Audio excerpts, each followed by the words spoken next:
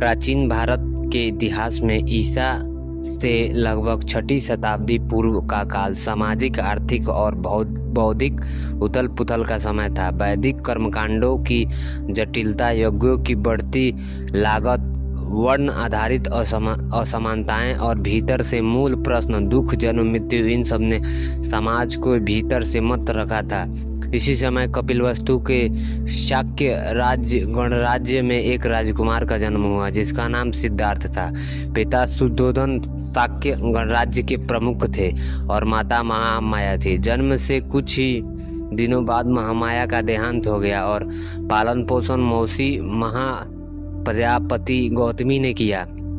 राजकुमार सिद्धार्थ का पालन पोषण वैभव, सुरक्षा और शिक्षा के बीच हुआ। पिता ने यह मानकर कि पुत्र कभी किसी राजमहल से बाहर की ठोकर सच्चाइयों को ना देखे, उसे विलास और सुख में रखा। किंतु समय के साथ सिद्धार्थ का मन प्रश्नों से भरने लगा। युवा अवस्था में उन्होंने 4 दृश्य देखे: वृद्धावस्था, रोग, मृत्यु और सन्यासी। इन दृश्यों ने उनके भीतर गहराई हलचल पैदा की। उन्होंने पहली बार स्पष्ट हुआ कि सत्ता, धन और शरीर, इसमें कोई भी अस्थाई नहीं है। यही बोध आगे चलकर उनके जीवन की दिशा बदलने वाला सिद्ध हुआ। एक रात जब सिद्धार्थ के जीवन में सब कुछ सुरक्षित और सुनिश्चित प्रतीत हो रहा था, उन्होंने महल त्यागने का निर्णय लिया। यह त्याग किसी आवेश का परिणाम नहीं था, बल्कि लंबे समय से चल रही भीतर विवेक और करुणा का निष्कर्ष था।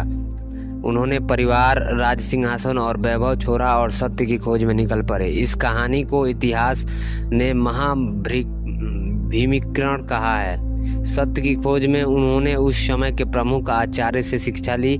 पहले आलार कलाम से ध्यान की उन्नति अवस्थाएं सीखी, फिर उदक रामपुत्र से दोनों के मार्गों में उन्होंने साधनाओं की उच्चम अवस्थाएं प्राप्त कर ली। किंतु उन्हें लगा कि ये मार्ग दुख के मूल का कारण ही अस्थायी समाधान नहीं देते। इसके बाद उन्होंने ठोकर खाते हुए काफी जंगलों में घूमा। उसके बाद उन्होंने कठोर तपस्या का मार्ग अपनाया।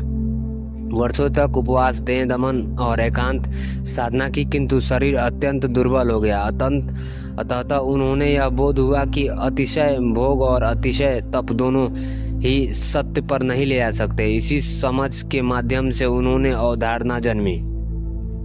निर्बल शरीर को सहारा देने के लिए उन्होंने सुजाता नामक ग्रामवधू से खीर ग्रहण ली। इसके बाद वे उर्वेला, वर्तमान बोधगया में एक पीपल वृक्ष के नीचे ध्यान स्थिर हुए। उन्होंने संकल्प लिया कि जब तक वे सत्य का साकार नहीं होगा, वे इस स्थान से नहीं उठेंगे। ध्यान की उस गहन अवस्था में उन्होंने मन के विकारों, स्मृतियों और भय का सामना किया। अतः वैशाख पूर्णिमा की रात उन्हें बोधि प्राप्त हुई। इसी सर सिद्धार्थ बुद्ध अर्थात जागृत कहलाए। बोधि के पश्चात बुद्ध ने जिस सत्य की प्रतिपादना की, उसका केंद्र दुख का व्यथाता समझना और उसे मुक्ति पाने का मार्ग था। उन्होंने 4 आर्य सत्यों के उपदेश दिया। जीवन में दुख है, दुख का कारण तृष्या, तृष्या का निरोध असंभव है और निरोध का मार्ग अष्टांगिक मार्ग है। यह मार्ग शील, समाधि और प्रज्ञा, इन तीनों आधारों पर टिका था। बुद्ध का दर्शन धर्मकांड, कर्मकांड के मुक्त, तर्कसंगत और अनुभव आधारित था। बुद्ध ने पहले अपना उपदेश सारनाथ में पंचवर्तीय भिक्षुओं को दिया। यहीं से संघ की स्थापना हुई। धीरे धीरे उनके उपदेश गंगा के मैदानों में फैलने लगे। उन्होंने किसी जाति, वर्ग या लिंग के आधार पर भेदभाव नहीं किया। उनके संग राजकुमारी, व्यापारी, किसान, दास और महिलाएं तक सम्मिलित हुए। महाप्रजापति गौतमी के आग्रह पर स्त्रियों को भी संघ में दीक्षा दी गई और उस काल के क्रांतिकारी कदम था। बुद्ध का जीवन निरंतर भ्रमण, उपदेश और करुणा से भरा रहा। वे राजाओं के दरबार में भी गए और वनवासियों के बीच भी रहे। उन्होंने अहिंसा, करुणा, मैत्री और समझ से दृष्टि पर बल दिया। उनका कहना था कि मन ही सब कुछ है, जैसा हम सोचते हैं वैसा बनते हैं। इन्होंने अंधविश्वास और अज्ञान को अखंड किया, पर किसी भी विचार थोपे नहीं। प्रश्न पूछने और अनुभव से सत्य परखने की स्वतंत्रता दी। जीवन के अंतिम वर्षों में बुद्ध कुशीनगर पहुंचे। वहीं उन्होंने परिनिर्वाण प्राप्त किया।